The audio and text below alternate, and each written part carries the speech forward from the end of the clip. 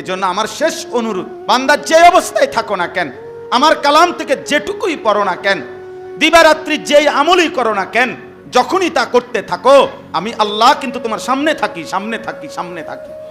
ওমা ইয়াযুবু আর রাব্বিকা বিমিসকালি যাররা, এক যাররা পরিমাণ আমি আল্লাহ থেকে তুমি গোপন রাখতে পারবা না। অতএব দয়া করে এই আয়াতের আলোকে আমার এই শেষ অনুরোধ, নওজোয়ান উলামায়ে কেরাম, আপনারা যারা 30-35 বছরের নিচে, আপনারা আপনাদের বড় মোবাইলটা আরেকটু নিয়ন্ত্রণ করেন, আরেকটু নিয়ন্ত্রণ করেন। এটাকে 24 ঘন্টার একটা সামান সাথে রাখার বিষয় বানায়েন না। এটাকে দিয়ে সারাদিন আবেগ, অনুভূতি, জল্পনা, কল্পনা, ভালোবাসা, অনুরাগ, দুঃখ, বেদনা, নিজের জীবনের সবকিছুর শেষ ঠিকানা এই মোবাইলটাকে বানায়েন না। এটা ক্ষতিগ্রস্ত হবেন, আপনিও উম্মত ক্ষতিগ্রস্ত হবে। বরং আমরা প্রত্যেকেই নিজ নিজ জায়গা থেকে মানুষের ঈমান ইসলামের পরিবর্তনের জন্য, আখিরাতমুখী জিন্দেগি গড়বার জন্য আরেকটু চেষ্টা করি। আজকেই মনে হয় অনেক দিন পরে এতটা বেশি পেরেশানিতে পড়ছি আমি যে সব মিলায়া মাগরিবের নামাজের আজান পর্যন্ত ব্যস্ত ছিলাম। গতকালকে রাত্রে আমি ফেরি পার হইতে গিয়ে পাবনা ডিবি শাহনুর ভাইয়ের মাহফিল এলাকায় গেছি।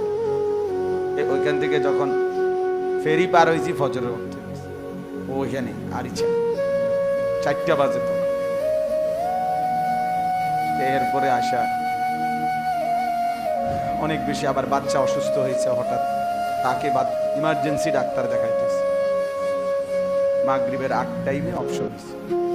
এই জন্য নিজেই পেরেশানিতে ছিলাম যে সুদর্ণপুরে আসতেই পারি নাই আজকে। আলহামদুলিল্লাহ, শায়েখ দামাত বারাকাতুহুম এক্ষুনি বয়ান করবেন। হযরত আসতেছেন।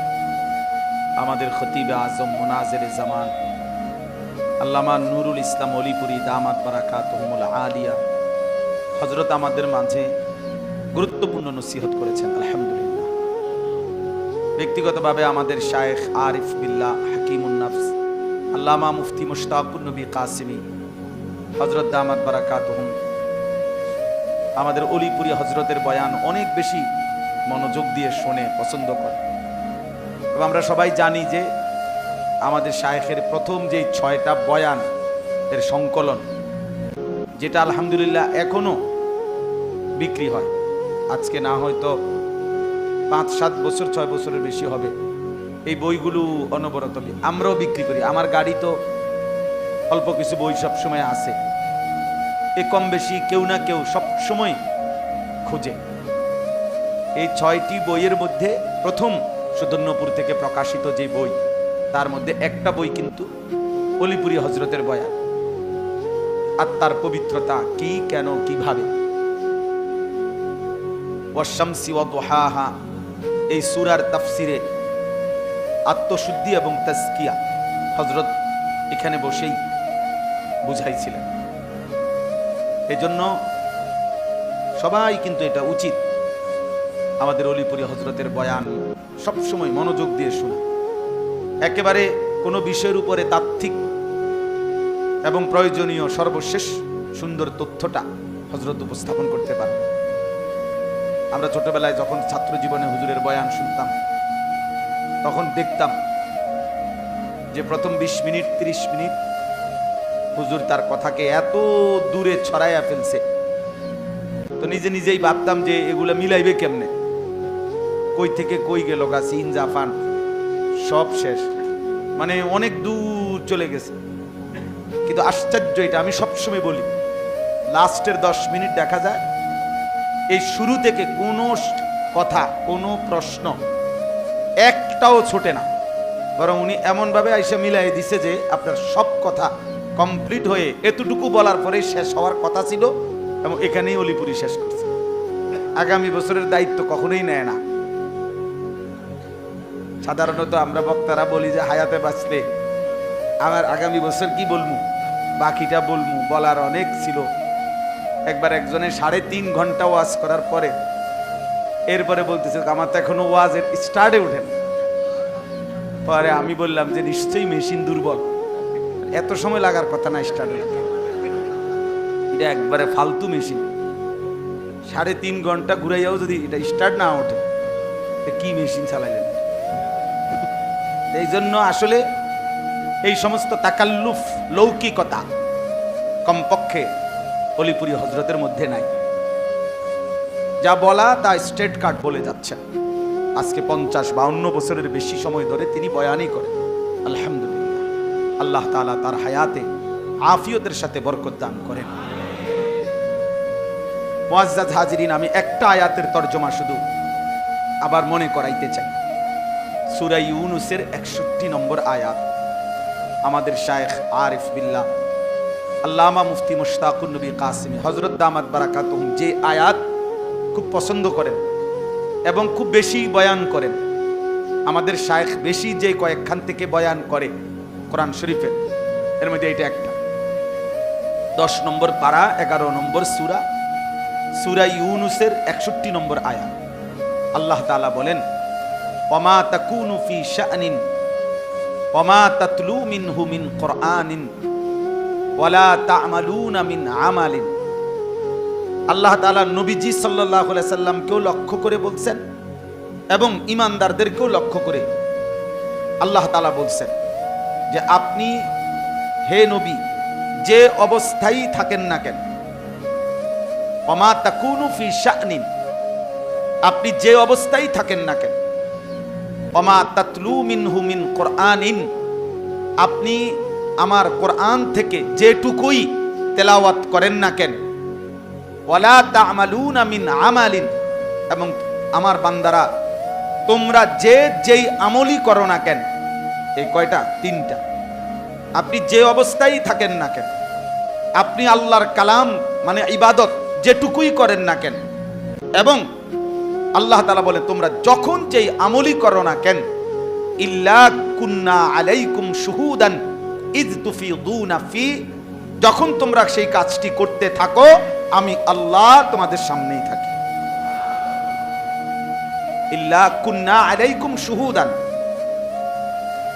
আমি সামনেই আছি, আমি কিন্তু সামনেই থাকি, আমি দেখতেই থাকি, আমি দেখতেই থাকি।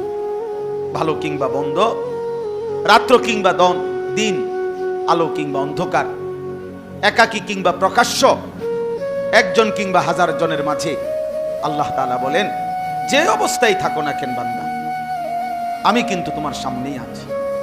ইল্লা কুন্না আলাইকুম শুহুদান, আমি তোমার সামনেই আছি, আমি তোমার সামনেই আছি, দেখতেই থাকি, আমি চেয়েই থাকি। কোরআনুল কারীমের মধ্যে আছে আল্লাহ তাআলা বলেন আল্লাযী ইয়ারাকা হিনা তাকুম, বন্ধু আপনি যখন নামাজে দাঁড়ান পুরা নামাজ আমি আপনাকে দেখতে থাকি।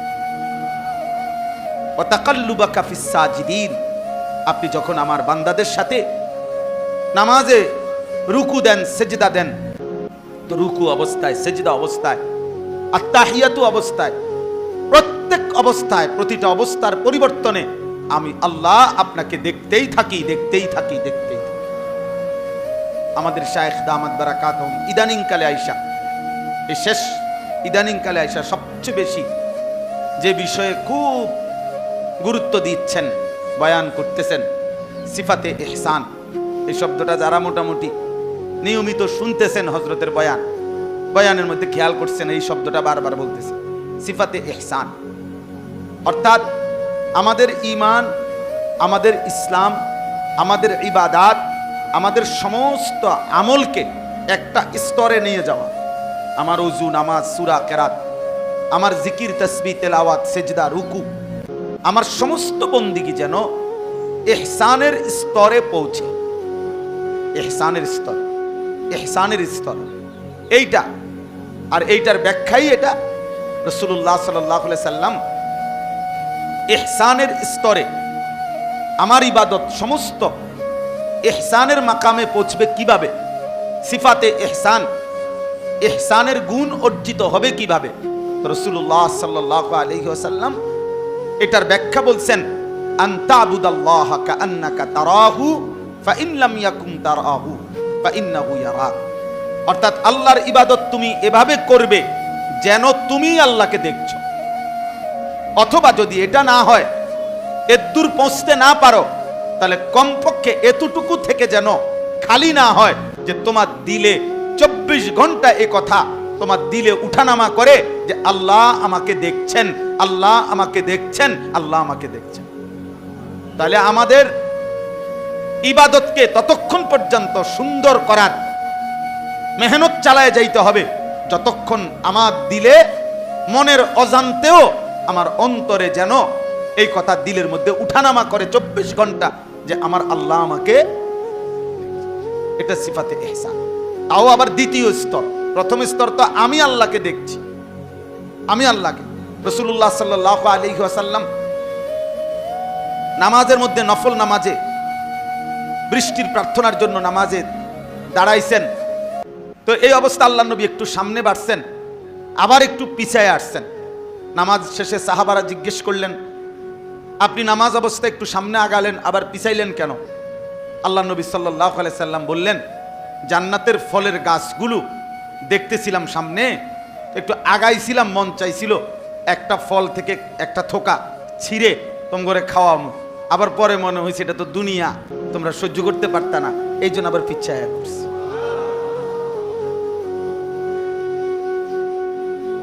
তাইলে এইটাও নামাজ। আমগোটাও আলহামদুলিল্লাহ যে 4 রাকাত সুন্নাত আমরা যারা 1.5 মিনিটে পড়ি, এটাও নামাজ।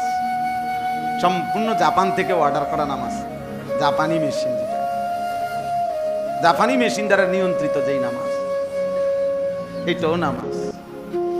আহা, একটা সুন্দর বই আছে ডক্টর রাগিব সারজানির, খুব সুন্দর, পড়লে মজা পাবেন। নামাজ যেমনটি তিনি চান, বইটার নাম নামাজ যেমনটি তিনি চান। অনেক সুন্দর বই, উনি অনেক খুশুয়ের উপরে আল্লাহ তাআলা কেমন নামাজ আমাদের কাছে চায়।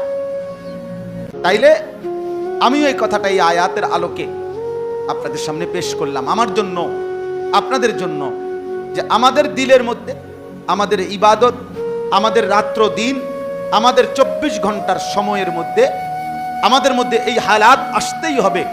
এই পর্যন্ত আমাকে চেষ্টা করতে হবে আমার ইবাদত আমলের মধ্যে আমি তৃপ্ত হওয়ার সুযোগ নাই ওই মাকামে পৌঁছা পর্যন্ত, যে আমার দিল যেন সারাক্ষণ বলে আমার আল্লাহ আমাকে দেখছে, আমার আল্লাহ আমাকে দেখে। কারণ আল্লাহ তো নিজেই বলছেন, বন্ধু আপনি যখন নামাজে দাঁড়ান আমি আপনাকে দেখতেই থাকি।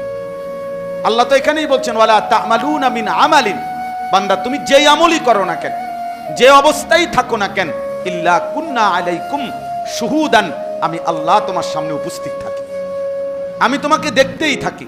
তাহলে আল্লাহ তাআলা যেহেতু এই কথাটা বারবার বলছেন, কোরআনুল কারীমের মধ্যে আছে, আল্লাহ তাআলা জানতে চাইছেন, আয়াহসাবু আল্লাম ইয়ারাহু আহাদ। আল্লাহ বলেন, আমার বান্দা তাকে জিজ্ঞেস করো তো, সে কি ভেবেছে যে তাকে কেউ দেখে না? বলেন, আমরা কি এই ভেবেছি যে আমাদেরকে কেউ দেখে না? দেখে কেউ? বলেন না, দেখে কেউ? কে? আল্লাহ তাআলা এটা মনে করাই দিয়েছে। আল্লাহ তাআলা আবু জাহেলকে বলছেন, আবু জাহেলকে, আলাম ইয়ালাম বিআন্নাল্লাহ ইয়ারা, হে নবী আমার, বন্ধু আমার, ওরে বলেন না, আলাম ইয়ালাম, আবু জাহেলকে বলেন, ও কি জানে না যে আল্লাহ তাকে সারাক্ষণ দেখে? এমন করে কেন? এমন নাফরমানি করছে কেন? আলাম ইয়ালাম বিআন্নাল্লাহ ইয়ারা, এটা প্রথম আবু জাহেলকে লক্ষ্য করে বলা হয়েছে। সে কি জানে না যে আল্লাহ তাকে দেখে? তাহলে আল্লাহ তাআলা প্রতিটা রাত, প্রতিটা দিন, প্রতিটা একাকী, প্রতিটা প্রকাশ্য, প্রতিটা গোপন, প্রতিটা আড়াল, রাত গভীরের প্রতিটা সেকেন্ড আল্লাহ তাআলা আমাদেরকে দেখেন। অন্ধকারেও দেখেন, আলোতেও দেখেন, দরজা বন্ধ করলেও দেখেন, কানের মধ্যে ইয়ারফোন লাগাইলেও দেখেন, ইয়ারফোন লাগাইলেও দেখেন। এই জন্য দয়া করে এই অনুভূতিতে কমপক্ষে আর কিছু না হোক, আমার একটা বিনীত অনুরোধ, এই ফিকিরটাকে সামনে রেখে যে আমার আল্লাহ আমাকে প্রতি মুহূর্তে যে অবস্থায় থাকি, গুনাহ কিংবা নেকি, আনুগত্য কিংবা অবাধ্য, আল্লাহর হুকুম পালন কিংবা নাফরমানি, হার হালাতে আল্লাহ আমাকে দেখতেছেন, এ কথা আমনে প্রয়োজনে মস্ক কইরা হইল, বারবার মুখে উচ্চারণ কইরা হইল, কষ্ট করে হলো দিলের মধ্যে আনেন, মনে করেন, দোহরান, মুখে উচ্চারণ করেন, বারবার রিপিট করেন। এর মাধ্যমে কমপক্ষে একটা বিষয় শুধু, টুপিওয়ালা, পাঞ্জাবিওয়ালা, পাঞ্জাবি ছাড়া, স্কুল পড়ুয়া, কলেজ পড়ুয়া, মাদ্রাসায় পড়ুয়া, হুজুর, পাবলিক, সবার জন্য, আমার জন্য, আপনার জন্য, প্রত্যেক প্রত্যেকের কাছে আমার একটা বিনীত অনুরোধ, এই কথাটা মাথায় রেখে যে আল্লাহ আমাকে দেখে, আল্লাহ আমার সামনেই আছে, এই কথা মনে করে বড় মোবাইলটা প্রত্যেকেই নিয়ন্ত্রণ করেন। এই জাতির শেষ বরবাদি, এই কওমের শেষ বরবাদি এই মোবাইল মনে হইতেছে শেষ পর্যন্ত আমাদেরকে শেষ পর্যন্ত ভিক্ষার থালা হাতে দিয়া ফকির বানাইয়া, এটা ধ্বংস হবে ঠিক, এটা থাকবে না, এটা ঠিক, এই আধুনিকতাও থাকবে না, এটাই সত্য, এটাই সত্য। একটা বুক পকেট যেই পরিমাণ, সেদিন পত্রিকা আসছে এই সাইজের যেগুলা মোবাইল, এগুলা সব মার্কেট ব্যান্ড হয়ে যাবে, ওই বুক পকেট সাইজ নতুন মোবাইল আসতেছে, আর এগুলা বাদ হয়ে যাবে, সব এগুলা সব হারায় যাবে। আপনার প্রতি মুহূর্তে অসংখ্য ব্যক্তির এরকম আমাদেরকেও বলে শুনি যে তার মোবাইলের অনেক বড় পেজ, অনেক কিছু হঠাৎ নাই, হঠাৎ নাই। তাহলে আপনি যে অনেক কিছু জমাইছেন মোবাইলে, অনেক মোবাইলের তো মাশাআল্লাহ, মোবাইলেরও তো বহুত বড় আলেম বানায় দিলেন, অর্থাৎ মোবাইলের ভিতরে তো এলেম পুরা করে লাইলেন কলিজার ভিতরে, কলিজার ভিতরে বলেন। ওই দিন এক ঘটনা হইল যে আমি গত 2 মাস যাবত, 2-3 মাস যাবত আমার ড্রাইভার এবং আমার যে একজন সাথে থাকে ছেলে, এই দুজনের নাম্বার বারবার মোবাইল থেকে বাহির করে দিতে দিতে মানুষের এখন আর মুখস্থ বলতে পারতেছি না। হঠাৎ তো মোবাইলটা তখন আমারটাও নাই সামনে, ওরাও আমার সামনে নাই, কিন্তু এই মুহূর্তেই আমার দরকার অগ মোবাইল নাম্বার একজনের, ওনারে দেওয়া, এখন আমি আর এটা মুখস্থ বলতে পারতেছি না।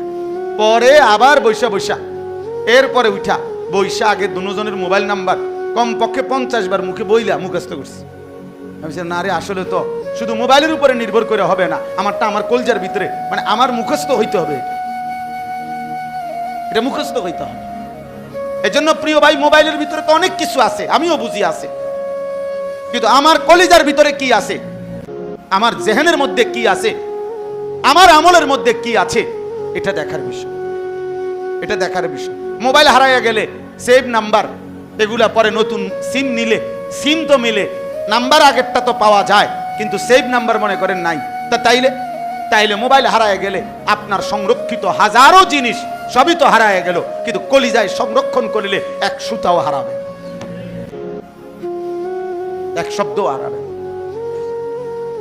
রাসূলুল্লাহ সাল্লাল্লাহু আলাইহি ওয়াসাল্লাম তো বলছে 3টা পদ্ধতি আমার ওই উম্মতকে আল্লাহ তাআলা, নবীজি বলছে হাসরের ময়দানে আমার উম্মতের ওই ব্যক্তির চেহারা আল্লাহ তাআলা সর্বোচ্চ আলোকিত করে দিবেন যে ব্যক্তি 3টা কাজ করে। 1 নাম্বার, আমার কথা সে শুনেছে, 2 নাম্বার, আমার কথা মুখস্থ করেছে, 3 নাম্বার, যে শুনে নাই তার কাছে পৌঁছায় দিছে।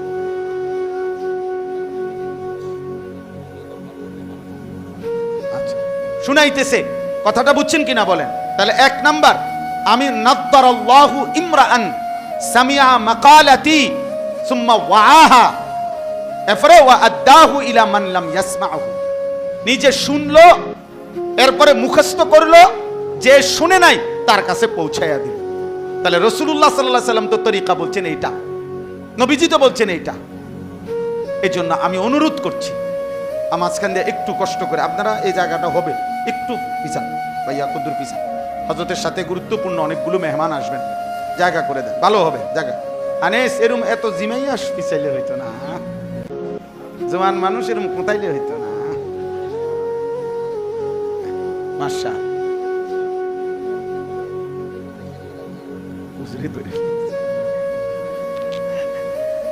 তাইলে এই জন্য বললাম আমি, আমার বাপ আমার ভাই, আর আপনি ফিসাইলাম, উনি ফিরে যাবো পরে আবার সোজা বসে পড়বো।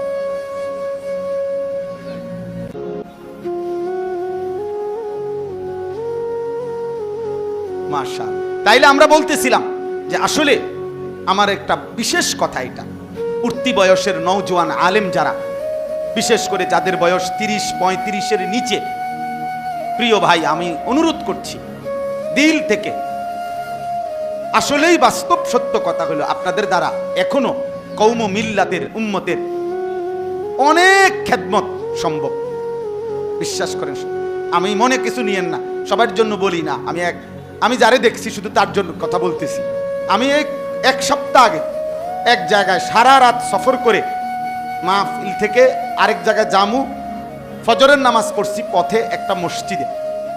তো মসজিদে নামাজ পড়ে, মসজিদে শুধু ইমাম সাহেব একজন, মুসল্লিও একজন, স্রেফ একজন ফজরের নামাজে মুসল্লি। পিছনে এও একটা ছেলে, বয়সী একটা ছেলে দাঁড়াইছে। বিশাল সুন্দর অত্যাধুনিক মসজিদ, খুব চমৎকার মসজিদটা। মসজিদের অজুখানা, ইস্তেঞ্জার জায়গা, সব কিছু আপনার। আমি এক রাকাত পাই নাই, আরেক রাকাত নিজে মিলাইয়া পইরা এক পাশে আপনার আমি মাত্র বসছি। বসে এরপরে শুধু নামাজটা পড়ছে সর্বোচ্চ 2 মিনিট হয়েছে। এই 2 মিনিটের মাথায় ইমাম সাহেবকে আমি নিজ চোখে দেখছি যে উনি ঘুরে বসছে মুসল্লাটার মধ্যেই, ওই মসজিদে এই নামাজের এখানে উনি ঘুরে বসে এই মোবাইলটা খুলছে। আলহামদুলিল্লাহ, এই বিসমিল্লাহ শুরু। মানে নামাজের এই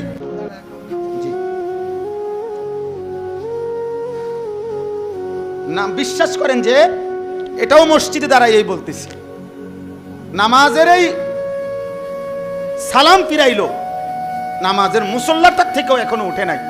আল্লাহর বান্দা, তুমি যে ঘুরা বইসেই আল্লাহর উপরে ভরসা করে মোবাইলটা খুললা, এটা থামবে কখন? কমপক্ষে 1:26। তখন বাজে মনে করেন 5:40, কারণ জোহরের নামাজ তো হলে 1:30। তাহলে 1:26 পর্যন্ত তো আশা করা যায় ইমাম সাহেবের আর কোনো কাম নাই। তাহলে এখান থেকে নিয়ে 5:40 থেকে নিয়ে 1:26 পর্যন্ত উনি মোবাইলে টিপ। এই যদি হয় আমাদের ফিকির, এই যদি হয় আমাদের জিন্দিগি, প্রিয় ভাই আমার শেষ কথা এটা, একজন মুশতাকুন নবী আরো চিল্লাইলো, আরো গৈরাইলো সম্ভব হবে না। একজন অলি পরি আরো চিৎকার করলেও হবে না রে ভাইয়া।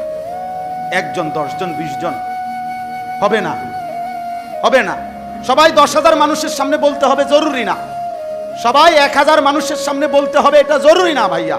আপনি 1 জনকে বলেন, 10 জনকে বলেন, 2 জনকে বলেন, আপনার গোটা 1 বছরে 2 জন মুসলমানের আল্লাহর কোরআন শুদ্ধ করার মেহনত করেন, ওযু নামাজ সুন্দর করার মেহনত করেন, তাইলেও দেখবেন অনেক দূর কাজ আগাবে। এজন্য আমার শেষ অনুরোধ আপনাদের কাছে, শায়েখের পছন্দের ওই আয়াত থেকে আমি বলছি, আল্লাহ তাআলা বলছে, ওমা তাকুনু ফি শানিন ওমা তাতলু মিনহু মিন কুরআনিন ওয়ালা তা'মালুনা মিন আমালিন ইল্লা কুননা আলাইকুম শুহুদান ইদ তুফিদুনা ফি। বান্দা যে অবস্থায় থাকো না কেন, আমার কালাম থেকে যেটুকুই পড়ো না কেন, দিবারাত্রি যেই আমলই করো না কেন, যখনই তা করতে থাকো আমি আল্লাহ কিন্তু তোমার সামনে থাকি, সামনে থাকি, সামনে থাকি। ওমা ইয়াযুবু আর রাব্বিকা বিমিসকালি যাররা, 1 যাররা পরিমাণ আমি আল্লাহ থেকে তুমি গোপন রাখতে পারবা না। অতএব দয়া করে এই আয়াতের আলোকে আমার এই শেষ অনুরোধ, নওজোয়ান উলামায়ে কেরাম, আপনারা যারা 30-35 বছরের নিচে, আপনারা আপনাদের বড় মোবাইলটা আরেকটু নিয়ন্ত্রণ করেন, আরেকটু নিয়ন্ত্রণ করেন। এটাকে 24 ঘন্টার একটা সামান সাথে রাখার বিষয় বানায়েন না। এটাকে দিয়ে সারাদিন আবেগ, অনুভূতি, জল্পনা, কল্পনা, ভালোবাসা, অনুরাগ, দুঃখ, বেদনা, নিজের জীবনের সব কিছুর শেষ ঠিকানা এই মোবাইলটাকে বানায়েন না। এটা ক্ষতিগ্রস্ত হবেন, আপনিও উম্মত ক্ষতিগ্রস্ত হবে। বরং আমরা প্রত্যেকেই নিজ নিজ জায়গা থেকে মানুষের ঈমান ইসলামের পরিবর্তনের জন্য, আখিরাতমুখী জিন্দেগি গড়বার জন্য আরেকটু চেষ্টা করি। আল্লাহ তাআলা আমাদের সবাইকে তৌফিক দান করেন। আমিন। সুবহানাল্লাহি ওয়া বিহামদিহি, সুবহানাকাল্লাহ।